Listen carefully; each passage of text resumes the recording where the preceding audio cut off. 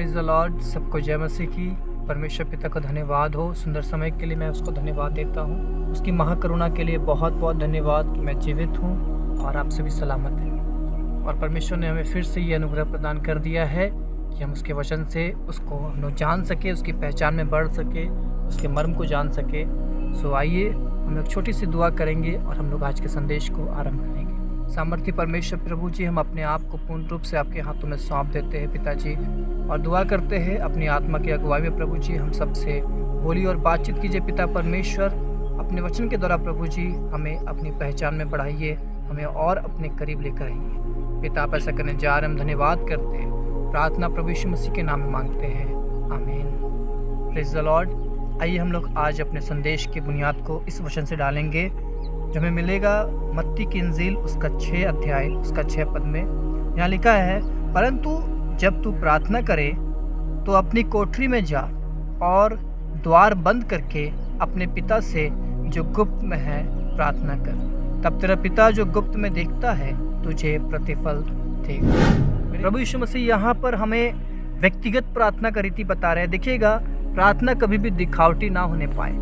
बहुत सारे लोग हैं लोगों के बीच में सभाओं में और प्रार्थना करते हैं, बड़ी लंबी लंबी प्रार्थना करते हैं, लेकिन परमेश्वर की दृष्टि में जो प्रार्थना का प्रतिफल है वो है गुप्त प्रार्थना। यीशु कह रहे हैं, गुप्त में अपने पिता से प्रार्थना कर, जो तुम्हारा पिता गुप्त में देखता है और वो तुझे प्रतिफल देगा।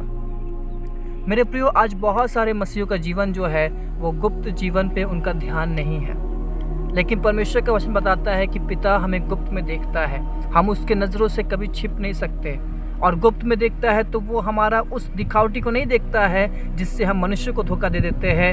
लोगों को लगता है हम उससे खुश है, लेकिन हम अंदर से उससे जल रहे होते हैं। और इस प्रकार का जो हिपोक्रेट्स, इस प्रकार का जो पाखंडीपन है, ये परमेश्वर को धोखा नहीं दे सकता मेरे प्रियो। लेकिन परमेश्वर हमारे मन के अंदर उत्पन्न होने वाले हर एक विचारों को जानता है। वो गुप्त में हमें अच्छी रीति से जांचता है, परखता है।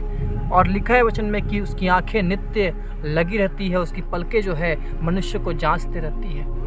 और दाऊद भी भजन संगीता 139 में कहता है कि मैं तेरी आत्मा से भागकर किधर जाऊंगा, मैं आकाश पे चढ़ूं तो वहां तू है, मैं अधोलोक में अपना बिछौना बिछाऊं तो वहां भी तू है पाएगा। परमेश्वर से हम कहीं छिप नहीं सकते। इसलिए दाऊद इस बात को जानता था कि मैं परमेश्वर से कहीं छिप नहीं सकता, मैं कहीं जाके उससे परे नहीं हो सकता। इसलिए वो क्या कहता है, वो कहता है भजन 16 का 8 में वो कहता है, मैंने निरंतर यहोवा को अपने सम्मुख रखा है।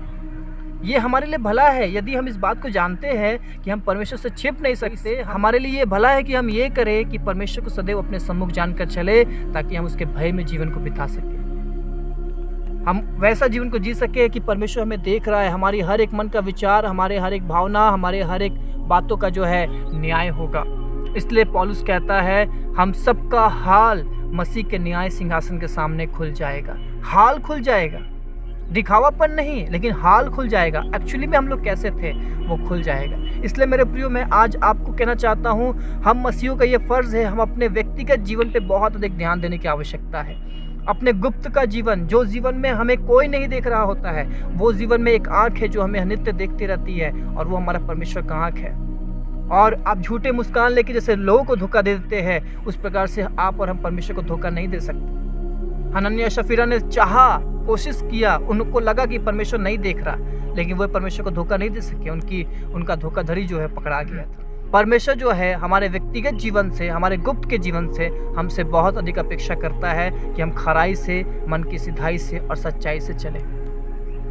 आइए मेरे प्रियो, मैं आपके सामने एक वचन रखना चाहता हूँ जो प्रार्थना से ही संबंधित है। मत्ती अच्छी सुसमाचार उसका 17 अध्याय उसका 1 पद से मैं पढ़ रहा हूँ। 6 दिन के बाद यीशु ने पतरस और याकूब और उसके भाई यूहन्ना को साथ लिया और उन्हें एकांत में किसी ऊंचे पहाड़ पर ले गया। वहां उनके सामने उसका रूपांतर हुआ और उसके मुंह सूर्य के समान चमका और उसका वस्त्र ज्योति के समान उजला हो गया। ये कैसा समय रहा होगा मेरे प्रियो। आप सोचिए, यीशु जब प्रार्थना कर रहे हैं तो उनका मुंह जो है वो सूर्य के समान चमकने लगा, उनका जो वस्त्र है वो ज्योति के समान उज्जवल हो गया, रोशनी देने लगा। मैं परमेश्वर से पूछ रहा था कि प्रभु, आखिर ऐसे कैसे हो सकता है? ये हमारे साथ क्यों नहीं होता? ये हमारे साथ कैसे हो सकता है? कैसे ऐसे हो सकता है कि हम भी जब दुआ करने आए तो हमारा मुंह भी जो है सूर्य के समान तेज से तेजोमय हो जाए? पवित्र आत्मा ने मुझे इसका राज बताया। ये जो ये जो कार्य है ये इस तरह से भौतिक रीति से नहीं जैसा यीशु मसीह के साथ हुआ भौतिक रीति से, पर ये आत्मिक रीति से हम सबके जीवन में ये कार्य होता है। कैसे होता है उसका सबसे पहले जो राज है वो जान लीजिए। उसका शर्त जो है वो है यहाँ एकांत में, अकेले में जब हम परमेश्वर के साथ मिलते हैं, उसके साथ रूबरू होते हैं, तो ये हमारे साथ होता है। हालेलुया। कैसे हम ज्योतिमय होते हैं? देखिएगा ज्योति क्या है, बाइबल साफ बताती है ज्योति जो है वो वचन है। बाइबल बताती है तेरा वचन मेरे पाँव के लिए दीपक, मेरे मार्गों के लिए उजियाला है। वो वचन है, वो ज्योति है। और यीशु जो है वो वचन है। और यीशु ने क्या कहा? मैं जगत की ज्योति हूँ। यानी ज्योति यीशु है, ज्योति वचन है। तो देखिएगा जब हम लोग परमेश्वर के साथ एकांत में मिलते हैं तो वो हमें अपने वचनों से संवारता है, वो हमें अपने वचनों से सजाता है। हम वचन पढ़ते हैं, इससे हम ज्योतिमय नहीं होते, लेकिन प्रार्थना में जब हम बैठते हैं, एकांत में जब हम परमेश्वर के साथ आमने सामने बैठते हैं, तो वो हमें अपने वचन के रूप में हमें ढालता है, वो अपने वचनों से हमें सजाता है। ये कैसे होता है? वो हमें अनुग्रह प्रदान करता है कि हम उसके वचन के ऊपर चल सके। क्योंकि यहाँ लिखा है फिलिपियो 2 अध्याय उसका 14 पद में लिखा है और 15 पद में, सब काम बिना कुड़कुड़ाई और बिना विवाद के किया करो, ताकि तुम निर्दोष और भोले होकर टेढ़े और हठीले लोगों के बीच परमेश्वर के निष्कलंक संतान बने रहो, जिनके बीच में तुम जीवन का वचन लिए हुए जगत में जलते दीपकों के समान दिखाई देते हो। जीवन का वचन लिए हुए हम किसके समान दिखाई देते हैं? जलते हुए दीपकों के समान।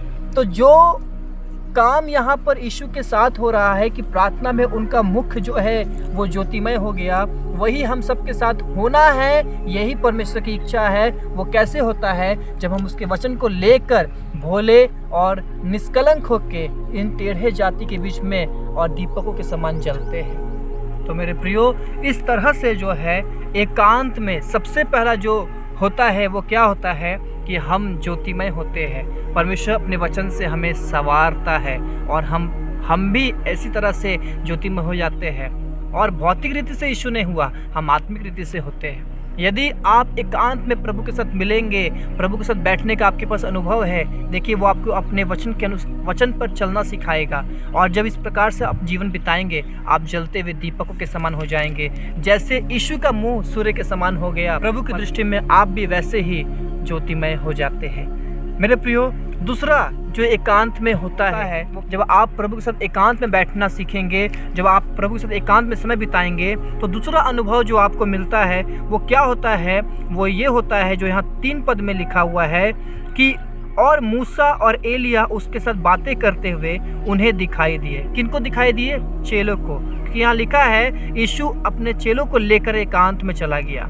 तो मूसा और एलिया, ये 2 व्यक्ति जो स्वर्ग पे है, ये 2 व्यक्ति जब स्वर्ग से आते हैं, यीशु मसीह से मिलते हैं, तब इन 2 व्यक्तियों को पतरस और यूहन्ना और याकूब और यीशु जो है इन 2 व्यक्ति को देख पाते हैं। तो जब आप और हम एकांत में प्रभु के साथ बैठने का संबंध हम स्थापित करेंगे परमेश्वर के साथ, हम उससे एकांत में मिलेंगे, तो ये अनुभव हमारे जीवन में आएगा कि हमारी आंखें स्वर्गीय चीज़ों को देखने के लिए खुल जाएगी। जैसा कि एलीशा के साथ होता है, जब एलीशा पहाड़ पर होता है और तराई में दुश्मन पूरा भर जाता है और एलीशा का जो चेला था वो डर जाता है, तो एलीशा प्रार्थना करता है। क्या प्रार्थना करता है? पहले तो वो कहता है, सुन, जो हमारी ओर है वो उससे अधिक है जो उनकी ओर है। और फिर वो प्रार्थना करता है, परमेश्वर इसकी आंखें खोल दे। और जैसे ही उसका आंख खोलता है, वो क्या देखता है कि चारों तरफ के पहाड़ों पर अग्निमय रथ, घोड़े और सवार जो है वो एलीशा के लिए, उसकी रक्षा के लिए, उसकी ओर से लड़ने के लिए आए हुए हैं। हालेलुया!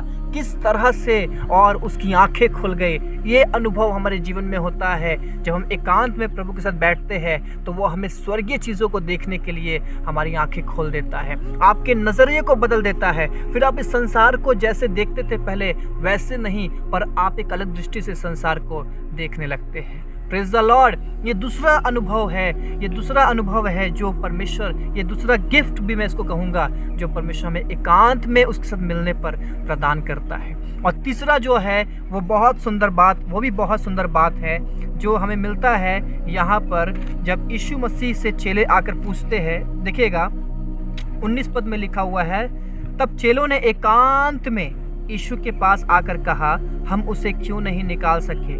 उसने उनसे कहा, अपने विश्वास की घटी के कारण, क्योंकि मैं तुमसे सच कहता हूँ, यदि तुम्हारा विश्वास राई के दाने के बराबर भी हो तो इस पहाड़ से कह सकोगे, यहाँ से सरक कर वहाँ चला जा, तो वह चला जाएगा, और कोई बात तुम्हारे लिए असंभव ना होगी। पर यह जाति बिना प्रार्थना और उपवास के नहीं निकलती। यहाँ पर ये बातें तब हो रही है जब चेलों के पास एक व्यक्ति को लेकर आया गया जिसके अंदर दुष्ट आत्माएं थी, और चेले जो है उनको नहीं निकाल पाए। तब यीशु आकर उसको निकालते हैं, और जब एकांत में चले जाके इस प्रश्न को करते हैं, क्योंकि उन्हें समझ में नहीं आ रहा है क्यों, आखिर क्या ऐसा बात है कि वो नहीं निकला हमसे।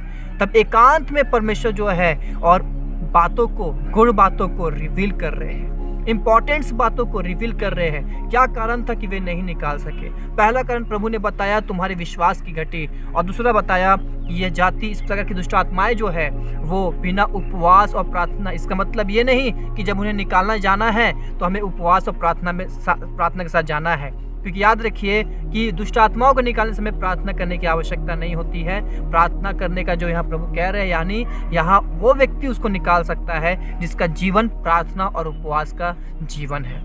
हालेलुया। तो इस तरह से मेरे प्रियो, और गुड़ बातों को, गुप्त बातों को यीशु ने रिवील किया। तो जब हम एकांत में प्रभु के साथ मिलते हैं तो ये तीसरा ब्यूटीफुल अनुभव वो हमें देता है। क्या देता है पता है? वो अपने गुड़ बातों को, अपने गुप्त बातों को और भेदों को हम पर प्रकट करता है। हालेलुया। पहला कुरिन्थियों उसका 2 अध्याय 10 पद में लिखा है, परंतु परमेश्वर ने उनको अपने आत्मा के द्वारा हम पर प्रकट किया, क्योंकि आत्मा सब बातें वरन परमेश्वर की गुड़ बातें भी जांचता है। 11 में लिखा है, मनुष्यों में से कौन किसी मनुष्य की बातें जानता है? केवल मनुष्य की आत्मा जो उसमें है। वैसे ही परमेश्वर की बातें भी कोई नहीं जानता, केवल परमेश्वर का आत्मा। सो मेरे प्रियो, जब हम लोग प्रार्थना में एकांत में जब प्रभु से मिलते हैं तो पवित्र आत्मा से हम भरते हैं, पवित्र आत्मा से मामूर होते हैं, और तब पवित्र आत्मा हमें परमेश्वर की गुड़ बातों को, उसके भेदों को, उसके मर्मों को हम पर प्रकट करता है। हालेलुया। क्योंकि वचन में साफ रीति से लिखा है, जो परमेश्वर की संगति करता है, जो परमेश्वर के साथ आमने सामने का अनुभव रखता है, वो परमेश्वर के साथ एक आत्मा हो जाता है। तो एकांत में जो हम परमेश्वर के साथ जाते हैं, मिलते हैं, बातचीत करते हैं, प्रार्थना करते हैं, उसका ये 3 गिफ्ट है जो आज मैंने आपके सामने रखा, जो प्रभु ने मुझे दिया। पहला ये कि हम ज्योतिमय होते हैं, यानी वचन के ऊपर चलने वाला जीवन हमें मिलता है। वो अनुग्रह हमें परमेश्वर देता है कि हम वचन के अनुसार जीवन को व्यतीत कर सकते हैं, जिससे हम ज्योतिमय होते हैं। दूसरा ये कि वो हमारी आंखें खोल देता है कि हम स्वर्गीय दर्शन को देखने लगते हैं, हम दर्शनों को देखने लगते हैं, और हमारे देखने का नज़रिया वो परमेश्वर हमें बदल देता है। फिर इस संसार को हम वैसे नहीं देखते जैसे हम पहले देखते थे। और तीसरा ये कि परमेश्वर की गुड़ बातें, परमेश्वर की गुप्त बातें वो हम पर रिवील करता है। क्योंकि याद रखिए मेरे प्रियो, जब एकांत में हम परमेश्वर के साथ मिलने का आदी हो जाते हैं तो हम उसकी मित्रता में आते हैं। यीशु ने क्यों कहा कि तुम मेरे मित्र हो? क्योंकि वो हमसे मित्रता चाहता है। और जब हम उसके मित्र बन जाएंगे तो याद रखिए, परमेश्वर ने जैसे अब्राहम के लिए कहा, जब वो सदोम और अमोरा का नाश करने के लिए आया था, कि क्या जो मैं ये काम करने पर हूँ मैं इसे अब्राहम से छिपा रखूँ, अपने मित्र अब्राहम से छिपा रखूँ? मेरे प्रियो, याद रखिए, परमेश्वर ने सदोम और अमोरा को जब नाश करने आया तो उसने ये बात किस पर रिवील की? अब्राहम पर। और क्या कह के? कि मेरा मित्र अब्राहम। तो परमेश्वर अपनी गुड़ बातें हमें इसलिए बताएगा क्योंकि हम भी एकांत में प्रार्थना करने वाले व्यक्ति हैं, यानी हम भी अपना सारा भावना, सारा जज्बात, सारा दुख सुख, अपनी सारी बातें परमेश्वर के साथ साझा करते हैं। और हम उसका मित्र है, इसलिए वो भी अपनी मित्रता को हमसे निभाता है। सो परमेश्वर आप सबको ब्लेस करे इस वचन के द्वारा, इस संदेश के द्वारा, और हम लोग सब फिर से मिलेंगे। तब तक अपना ख्याल रखें, प्रभु में बढ़ते रहे, परमेश्वर की स्तुति और महिमा करते रहे, और इस चैनल को सब्सक्राइब जरूर करें। परमेश्वर आप सबको ब्लेस करे, आशीष दे, बरकत दे। सबको जय मसीह की।